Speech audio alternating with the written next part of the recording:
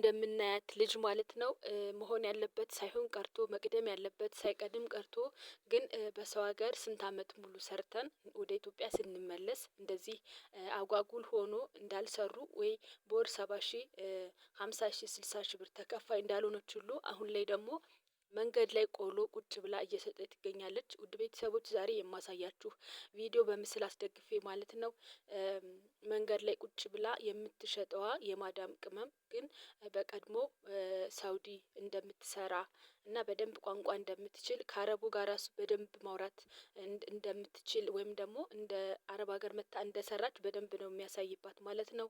እንግዲህ ሁላችንም ውድ ቤተሰቦች ከሀገር የምንወጣው የተሻለ ህይወት ለመኖር የተሻለ ነገር ብቻ ከነበርንበት የተሻለ ትንሽ ደረጃ ለመሻሻል እና ያሰብነውን ነገር ለማሳካት ስለሆነ እዚህ አረብ ሀገር ውስጥ ስንኖር ሁላችንም ማስተዋል ይገባናል ማስተዋል በጣም ማስተዋል አለብን። ከዚህ እዚህ ሆነን ወንድ እንጠብሳለን ወንድ እንጀነጅናለን ለወንድ ገንዘባችንን እንልካለን ብዙ ነገር ግን እድሜያችን እንደ ሻማ እየቀለጠ ጊዜያችን እየሄደ ውበታችን እየረገፈ እዚህ ምን ያክል ዋጋ እየከፈልን እንደሆነ እየዘነጋን በጊዜያዊ ስሜት ዝም ብለን በቃ እንትን በምንለው ጊዜያችንን እናጠፋለን። እና ውድ ቤተሰቦች ዛሬ የማሳያችሁ ቪዲዮ በጣም ጠቃሚ ነው አብራችሁን ቆዩ።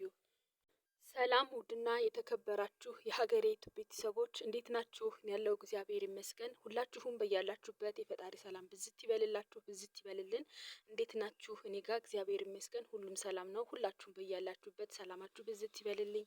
ውድ ቤተሰቦች ሁልጊዜ እንደማመጣው በአዲስ ቪዲዮ መጥቻለሁ አስተማሪና ጠቃሚ በሆነ እኔ እዚህ ጋር እንድታስተውሉልኝ የምፈልገው በጣም ጠቃሚ ቪዲዮ ነው። ነገ ላይ የምንኖረውን ህይወት ወይም ደግሞ ዛሬ ላይ ዝንጉ ከሆንን ዛሬ ላይ በዋዛ ፈዛዛ የምናሳልፍ ከሆነ ነገ ላይ እንደሷ መሆናችን እንደማይቀር እያወቃችሁ እንድታስተውሉልኝና ቆም ብላችሁ በደንብ እንድታስቡ ጊዜያችሁንም ገንዘባችሁንም በአግባቡ እንድትጠቀሙ እፈልጋለሁ። ሁልጊዜ የማመጣላችሁ ለእኛና ለእኔና ለእናንተ ለማዳም ቅመሞች የሚጠቅም ወይም ደግሞ እኔ የማቀርበው ሁሉ ለማዳም ቅመሞች የሚጠቅም ስለሆነ ውድ ቤተሰቦች ፕሊዝ ቆም ብላችሁ በደንብ እንድታስቡና እንድትሰሙኝ እፈልጋለሁ። ውድ ቤተሰቦች ዛሬ ማለት ነው። ምክንያቱም ዛሬ ላይ እኛ ቆም ብለን ካላስተዋልን የተሻለ አስበን የተሻለ ነገር በጭንቅላታችን መንደፍ ካልቻልን ወይም ደግሞ የተሻለ ቦታ ላይ ካልተገኘን ነገ ላይ እንደሷ እንደምንሆን ምንም ጥርጥር የለውም።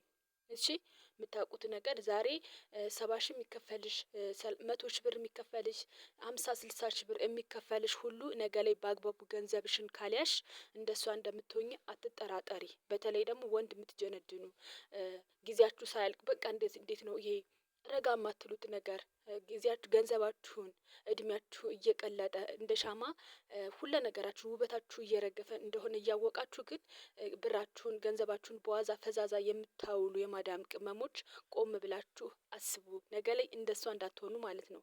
ምንድነው የምትዩ ምናምን ነገር ካላችሁኝ ደግሞ አሁን በቪዲዮ አሳያችኋለሁ። ውድ ቤተሰቦች እውነት ለመናገር በጣም ነው ያሳዘነችኝ እሷ ማለት ነው። ምክንያቱም በፊት እንደዛ ተከፋይ ሆና ለዛውም ሳውዲ ላይ ሰርታ ብዙ አመት እንደሰራች ደግሞ በደንብ ነው የሚያስታውቅባት። ኢቭን ሄዳ እንኳን ልጅ ወልዳ ልጇ እስከሚያድግ ድረስ ራሱ ቋንቋው አልጠፋባትም ለምን በደንብ እዚህ ስለሰራች ማለት ነው። እና ስታወራ ቋንቋ በደንብ ትችላለች በቃ ብዙ አመት እንደሰራች ያስታውቅባታል። ግን አሁን ላይ ያለችው ብዙ አመት እንደሰራችው ሳይሆን በቃ እንደውም በፊት ከኖረችበት ልጅ ሆና ሳትወልድ እየተብለጨለጨች ከእናት ከአባት ስር ወይም ደግሞ ከአክስት ከአጎት ስር ከኖረችበት ብሳ አሁን ላይ ቆሎ መንገድ ላይ መሸጥ ጀምራለች ማለት ነው። ምን ችግር አለው ምናምን እንዳትሉ ምክንያቱም ለሷ ችግር የለውም። የቀን ስራ መስራት በራሱ ለሷ ችግር የለውም። ግን ለተፈጠረው ልጇ ወይም ደግሞ ለህፃኑ ስቅይት አይሆንም ብርድ ፀሀይ መቀጥቀጥ ጥሩ ነው ጥሩ አይደለም።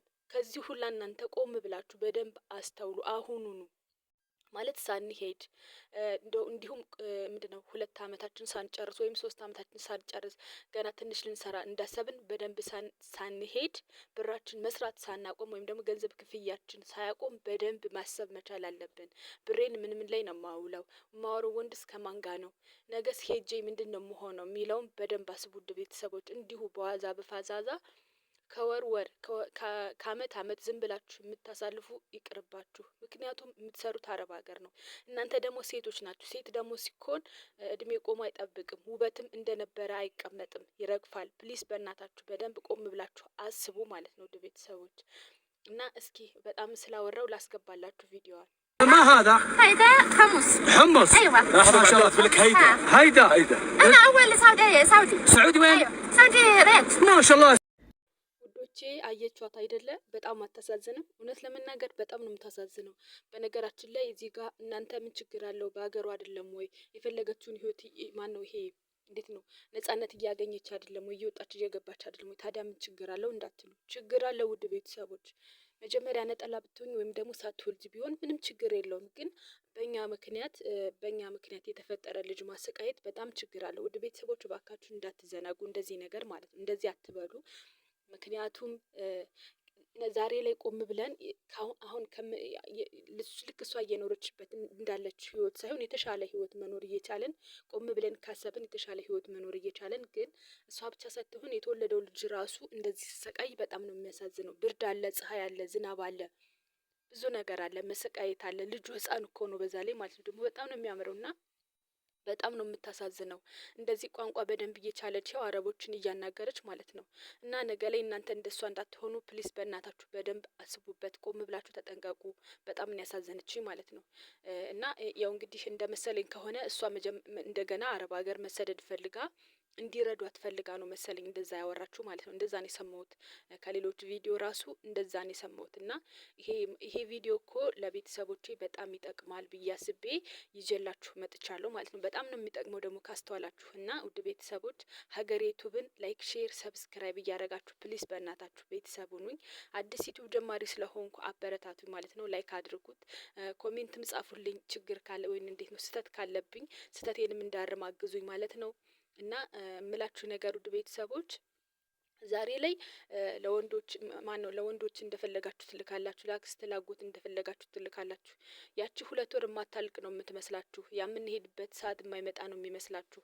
አሁን በየወሩ ብር የምትቆጥሩትን ነው የምታዩት፣ ወይም ደግሞ በየወሩ ተከፋይ እንደሆናችሁ ነው ሁልጊዜ የምታስቡት። ግን አይደለም። የሆነ ሰዓት ላይ በየወሩ የሚከፈለን ነገር ያቆማል። ወደ ኢትዮጵያ መመለስ ሰዓት ይመጣል እና ቆም ብላችሁ እንድታስቡ ነው። ማሰብ ብቻ ሳይሆን ደግሞ ብራችሁን ሆነኛ ቦታ ላይ ማስቀመጥ ወይ መሬት ቦታ መግዛት ወይ ይሄ ብቻ አላቅም። እና ደግሞ ሌላም የምነግራችሁ ነገር እናንተ ወደ ኢትዮጵያ ስትመለሱ የስራ ማሰሪያ ብር ሳትይዙ እንዳትመለሱ። ቤትም ግዙ፣ ቦታም ግዙ፣ ግን ከዚህ እንደሄዳችሁ ስራ የምትጀምሩበት ብር ሳይኖራችሁ ወደ ኢትዮጵያ አትመለሱ። ምክንያቱም ኑሮ እንደነበረ አይደለም፣ በጣም ጦፏል ማለት ነው። በዛ ላይ ደግሞ ማግባት አለ፣ በዛ ላይ ልጅ መውለድ አለ። ያ የወለድነው ልጅ ደግሞ በጣም ይሰቃያል ማለት ነው። ውድ ቤተሰቦች በደንብ አስተውሉ። እና ደግሞ ልክ እንደሄዳችሁ ከዚህ ወደ ኢትዮጵያ እንደሄዳችሁ ስራ ጀምራችሁ ስራችሁ እንደዚህ ትንሽ ሞቅ ሞቅ ሳይል ትዳር ላይ አትግቡ። ምክንያቱም ችግር ላይ ነው። በቃ ምን አሁን በኢትዮጵያ ኑሮ ማን ነው በደንብ የሚያኖር ባል የሚገኘው ማለት ነው? እኔ አላቅም። ብቻ እድላችሁ ሁላችሁም ለነገሩ እድል ነው፣ ግን አላችሁ ሁላችሁም። መቼም ሁላችንም እድላችን አንድ ሊሆን አይችልም። እና ይሄ ነገር ይመጣብኛል ብላችሁ ቆም ብላችሁ አስቡና ከዛ ወደ ትዳር ግቡ። የሆነ ስራ ማስጀመሪያ ሳይኖራችሁ ከዚህ ወደዛ ትሂዱ። ቤት ሰራን፣ አረ ሄጄ ማረፍ እፈልጋለሁ ምናምን መተኛ ትፈልጋለሁ እያላችሁ ከዛ ሳምንት እኮ ነው የምታርፉት፣ ወይ 1 ወር ነው የምታርፉት እኮ።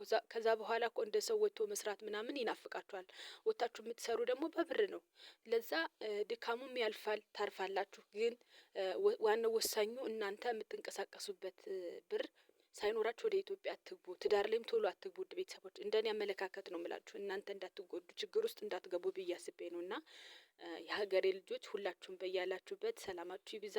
እና አሁን በድጋሚ ቻናሉን ላይክ፣ ሼር፣ ሰብስክራይብ እያደረጋችሁ ቤተሰብ ነው። ውድ ቤተሰቦች እኔ በጣም ነው የምወዳችሁ።